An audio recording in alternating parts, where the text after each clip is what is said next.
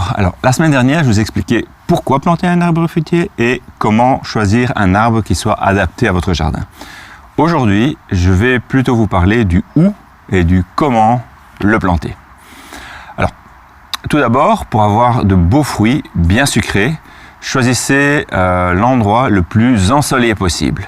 Alors de préférence également à l'abri du vent, et vous éviterez de le planter dans un sol détrempé, ce qui pourrait asphyxier les racines. Alors, plus les arbres sont grands, plus ils porteront de l'ombre. Donc si vous souhaitez garder des espaces ensoleillés, notamment pour pouvoir cultiver les légumes, choisissez plutôt de les installer du côté nord de votre jardin. Comme ça, les ombres portées ne viendront pas vous gêner. Alors, d'un point de vue légal, les arbres devront être plantés à une distance d'au moins 2 mètres du terrain des voisins, surtout s'ils sont plus hauts de 2 mètres, que 2 mètres. Mais si vous voulez garder de bonnes relations de voisinage, évitez malgré tout de planter un fruitier haut de tige dans un petit jardin de ville, parce que celui-ci pourra facilement atteindre une quinzaine de mètres de haut et donc forcément risque de gêner vos voisins. Alors si vous avez beaucoup de place, laissez environ 10 mètres entre 2 fruitiers haut de tige. Si vous en avez moins, choisissez des basses tiges et vous pouvez laisser entre 3 et 4 mètres entre chaque arbre. Au moment de la plantation, quand les arbres sont petits, évidemment, ça peut paraître ridicule. Mais dans 15 ans, il serait évidemment beaucoup trop tard pour changer d'avis. Vous serez obligé de les couper.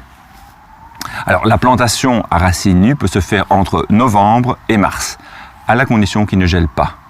Mais plus on attend, plus il faudra être attentif à l'arrosage l'année suivante, parce que les arbres plantés en mars auront eu beaucoup moins de temps pour pouvoir développer leurs racines durant l'hiver.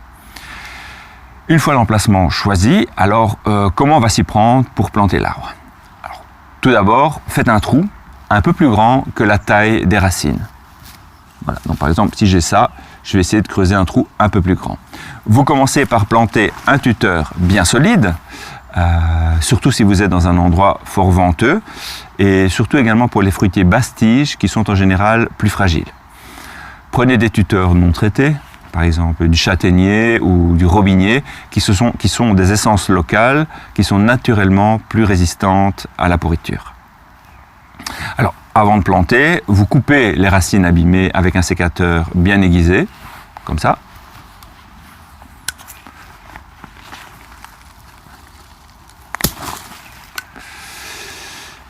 Mais vous laissez un maximum de petites radicelles, parce que c'est elles qui vont nourrir l'arbre.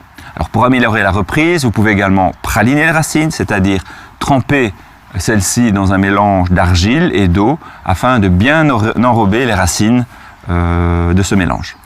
Ensuite, vous déposez l'arbre dans le trou en prenant bien soin de laisser le collet. Le collet, c'est le niveau où l'arbre rentre dans la terre. Laissez le collet au niveau du sol et vous arrosez ensuite pour que la terre vienne bien au contact des racines. Facilement 10 litres par arbre.